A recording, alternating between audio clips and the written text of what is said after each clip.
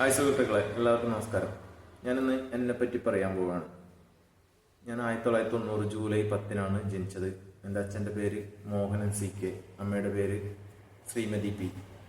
എൻ്റെ അമ്മയുടെ വീട് പാലാറാണ്, അച്ഛൻ്റെ വീട് പടുപ്പിലുമാണ്. പക്ഷേ ഞാൻ ജനിച്ചു വളർന്നത് തച്ചങ്ങാട് പറഞ്ഞൊരു പ്ലേസിലാണ്. അച്ഛൻ അവിടെ വർക്കിന് പോയിട്ട് ആ സ്ഥലത്ത് അവിടെയാണ് നമ്മ ഒരു വാടക വീട്ടിൽ ഉണ്ടായത്. അതിനുശേഷം അച്ഛൻ അവിടെ ഒരു 10 സെൻറ്റ് സ്ഥലം മേടിച്ച് ചെറിയൊരു വീടൊക്കെ വെച്ച് അവിടെ 1 മുതൽ 4 വരെ ഞാൻ മുതിയക്കാല സ്കൂളിലും 5 മുതൽ 8 വരെ തച്ചങ്ങാട് സ്കൂളിലും ഏകദേശം 2004 അച്ഛനും അമ്മയും ഡിവോഴ്സ് ആവുകയും പിന്നീട് ഞാൻ 4 വർഷം അമ്മയുടെ വീട്ടിൽ നിന്ന് ബന്ദർക സ്കൂളിലാണ് പഠിച്ചത്. ആ സമയത്ത് പിന്നീട് +2 കഴിഞ്ഞ പാട് അമ്മയുടെ അച്ഛൻ അമ്മക്കൊരു വീട് ചെറുതൊന്ന് കെട്ടിത്തന്നു. അപ്പോൾ വീടിൻ്റെ ഇത് നോക്കാൻ വേണ്ടി ഞാൻ പഠിക്കാൻ പോവാതെ ഞാൻ റബ്ബർ ടാപ്പിങ്ങിന് പോയി. അത് ഉപ്പള പറഞ്ഞ സ്ഥലത്ത് അവിടെ ഒരു മീയപ്പത് പറഞ്ഞൊരു തുളു നാട്ടിലാണ് ഞാൻ റബ്ബർ ടാപ്പിംഗ് ചെയ്തത്. ഏകദേശം 2009-2010 2 വർഷത്തോളം ഒരു വീട്ടിൽ ഒറ്റയ്ക്ക് താമസിച്ച് ഞാൻ റബ്ബർ ടാപ്പിംഗ് ചെയ്തുകൊണ്ടായി. പിന്നീട് അനിയൻ SLC കഴിഞ്ഞിട്ട് അവൻ പണിക്ക് പോകാൻ തീരുമാനിച്ചപ്പോൾ ഞാൻ ആ ടാപ്പിംഗ് മതിയാക്കി. എൻ്റെ ഒരു ഫ്രണ്ടിൻ്റെ ചേട്ടൻ എന്നെ എറണാകുളം നിറബറ റൈസിലേക്ക് കൊണ്ടുപോവുകയും അവിടെ സൂപ്പർവൈസറായിട്ട് ഏകദേശം 1.5 വർഷം 2 വർഷത്തോളം ഞാൻ വർക്ക് ചെയ്യുകയും അവിടുന്ന് ഡിസ്റ്റൻസായി ഡിഗ്രിക്ക് ജോയിൻ ചെയ്ത് അണ്ണാമലയിൽ BA എക്കണോമിക്സ് കംപ്ലീറ്റ് ചെയ്യുകയും ഡ്രൈവിംഗ് പഠിക്കുകയും KL40 എൻ്റെ ഡ്രൈവിംഗ് ലൈസൻസ്. പിന്നീട് ഞാൻ ബന്ദർക എൻ്റെ നാട്ടിൽ വന്ന് ഒരു 1.5 വർഷത്തോളം പഠിപ്പിൽ വെൽഡിംഗ് വർക്ക് പഠിക്കാനും ചെയ്യാനും പോയി. അതിനുശേഷം വീണ്ടും ഞാൻ എറണാകുളം പോയി സൂപ്പർവൈസറും ഡ്രൈവറിലായിട്ട് ഒരു 1.5 വർഷം വീണ്ടും വർക്ക് ചെയ്തു. പെരുമ്പാവൂർ, കോടനാട്. അങ്ങനെ 2015 മെയ് 29 ഞാൻ ആദ്യമായി ഗൾഫിലേക്ക് പോവുകയാണ്. അതും എൻ്റെ അമ്മയുടെ അനിയത്തിയുടെ ഭർത്താവായ രതീഷേട്ടൻ വിസ അറേഞ്ച് ചെയ്ത് തന്നുകൊണ്ട് അങ്ങനെ ഒരു അവസരം. ഒരുപാട് ആൾക്കാരോട് ഞാൻ ഗൾഫിലേക്ക് ചോദിച്ചതാണ്. പക്ഷേ രതീഷേട്ടൻ അങ്ങനെ ഒരു ഉപകാരം ചെയ്തുകൊണ്ട് എനിക്കും അനിയനും കൂടിയിട്ട് ചെറിയൊരു 6 സെൻറ്റ് സ്ഥലം വാങ്ങി ഒരു വീടൊക്കെ വെക്കാൻ പറ്റി. 2 വർഷം 2 മാസം ഞാൻ ദുബായിൽ ഉമ്മൽ കോയിൻ എന്ന പ്ലേസിൽ 11 ഇയർ കമ്പനിയിൽ വർക്ക് ചെയ്തിരുന്നു. അതിനുശേഷം ഞാൻ നാട്ടിൽ വന്ന് വീണ്ടും വെൽഡിങ്ങിൻ്റെ പണി ആരംഭിച്ചു. വെൽഡിങ്ങിൻ്റെ പണി എടുത്തുകൊണ്ടിരിക്കെ 1 വർഷത്തിന് ശേഷം ഒരു ബേഡകം വനിതാ ബാങ്കിൻ്റെ ഡ്രൈവറായിട്ട് 1.5 വർഷത്തോളം പോയി. ആ സമയത്താണ് ഒരുപാട് പെണ്ണുകളും അന്വേഷിച്ച് പോയതാണ്. 10-20ഓളം പെണ്ണ് കണ്ടതുമാണ്. പക്ഷേ പിന്നെ വീണ്ടും ഞാൻ ഗൾഫിലേക്ക് തന്നെ പോകാൻ തീരുമാനിച്ച സമയത്ത് നമ്മുടെ നാട്ടിലേക്ക് ഒരാൾ വിരുന്ന് വന്നിട്ടാകുമ്പോൾ അമ്മ ചോദിച്ചു അയാളോട്, നിങ്ങളെ നാട്ടിലടങ്ങിയ പെണ്ണുണ്ടോ എന്ന് പറഞ്ഞു. അങ്ങനെ അദ്ദേഹത്തിൻ്റെ കെയർ ഓഫിൽ പുത്തൂർ ഒരു പെണ്ണ് കാണാൻ പോയി.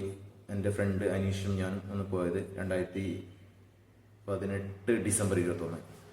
അങ്ങനെ പെണ്ണ് കണ്ട് അവരിങ്ങോട്ട് വന്ന് ഡിസംബർ 31 വന്ന് 2019 മാർച്ച് ജനുവരിയിൽ എൻഗേജ്മെൻറ്റും മാർച്ച് 21 കല്യാണവും കഴിഞ്ഞു. ഇപ്പോൾ 2 കുട്ടികളുണ്ട്. മോളെ പേര് ആദ്യ, മോൻ്റെ പേര്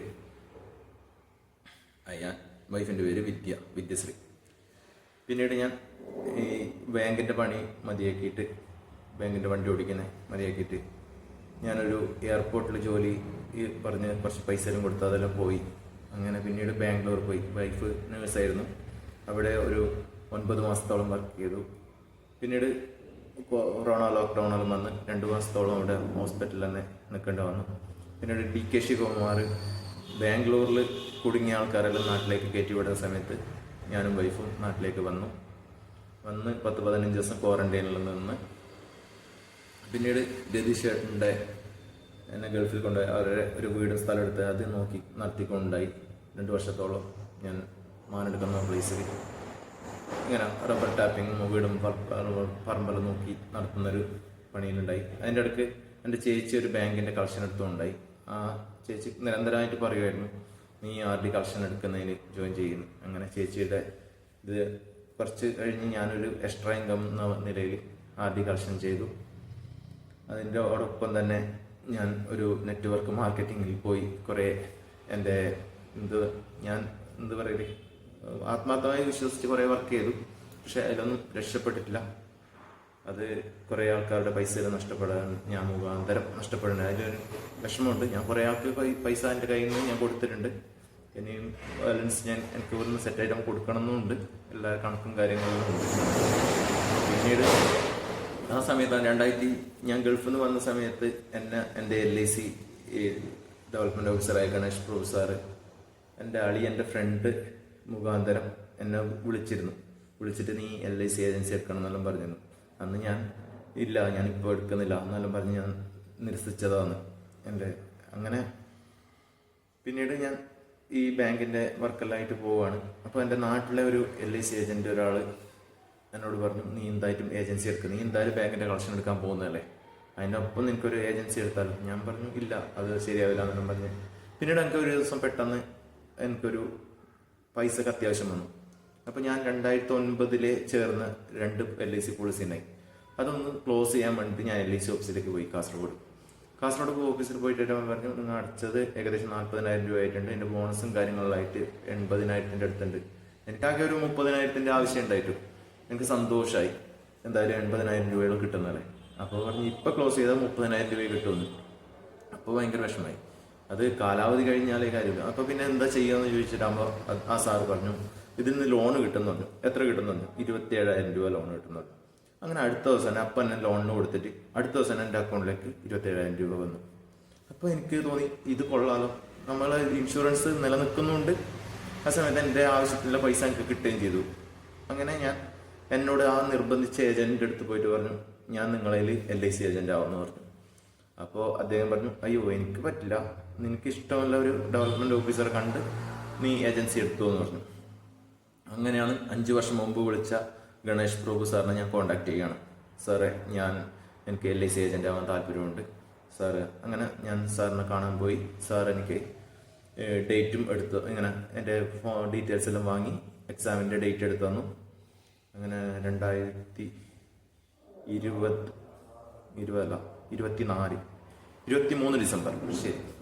ഡിസംബറിൽ എക്സാം ഡേറ്റ് കിട്ടി. അത് കണ്ണൂരാന്ന് കൊടുത്തത്, പക്ഷെ എനിക്ക് കൊല്ലത്താന്ന് എക്സാം സെൻറ്റർ കിട്ടിപ്പോയത്. എന്തോ മിസ്റ്റേക്ക് ആയി പോയിട്ട് അങ്ങനെ ഞാൻ കൊല്ലത്തേക്ക് പോയി. എന്നെ SLC പഠിപ്പിച്ച ഷാജി സാറ് എന്നെ അവിടെ റെയിൽവേ സ്റ്റേഷനിൽ വന്ന് എന്നെ കൂട്ടിക്കൊണ്ടുപോയി. കൊല്ലത്തിന് എക്സാം എഴുതി, ARDA എക്സാം എഴുതി, LICയുടെ ലൈസൻസ് ഒക്കെ കിട്ടി. 2024 ജനുവരി മുതൽ ഞാൻ LIC ഏജൻ്റായിട്ട് പ്രവർത്തിക്കുന്നുണ്ട്. അതിനു മുമ്പ് ഞാൻ ഒരു ദിവസം ബസ്സിലൂടെ പോകുമ്പോൾ ഈ 2023 മെയ്യിൽ ഒരു ലീന മേഡത്തിനെ പരിചയപ്പെടുകയും അന്ന് തന്നെ ഏജൻസി എടുക്കാൻ സ്റ്റാർ ഹെൽത്തിൻ്റെ ഏജൻസി എടുക്കുകയും ചെയ്തു. അപ്പോൾ സ്റ്റാർ ഹെൽത്തും LICയും പിന്നീട് ഞാൻ 2025 ജനുവരിയിൽ ചെറിയൊരു ഓഫീസ്, ഈ കെട്ടിടത്തിൽ ഒരു ചെറിയൊരു ഓഫീസ് സ്റ്റാർട്ട് ചെയ്തിട്ടുണ്ട്, JPC ഹെൽത്ത് ആൻഡ് വെൽത്ത് പ്രൊട്ടക്ഷനിൽ. അതുകൊണ്ട് ന്യൂ ഇന്ത്യയുടെ ലൈസൻസും എടുത്തിട്ടുണ്ട്, വണ്ടിയുടെ ഇൻഷുറൻസ്. ഇപ്പോൾ എല്ലാ കാര്യങ്ങളും ഞാൻ ചെയ്യുന്നുണ്ട്, വണ്ടിയുടെ insurance, health insurance, star health.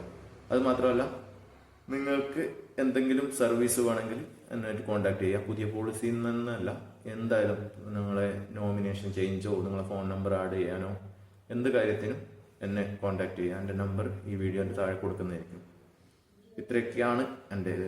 35 വയസ്സ് കഴിഞ്ഞ് ഏകദേശം 1 മാസവും 6 ദിവസമായിരിക്കുന്നു. Okay, thank you.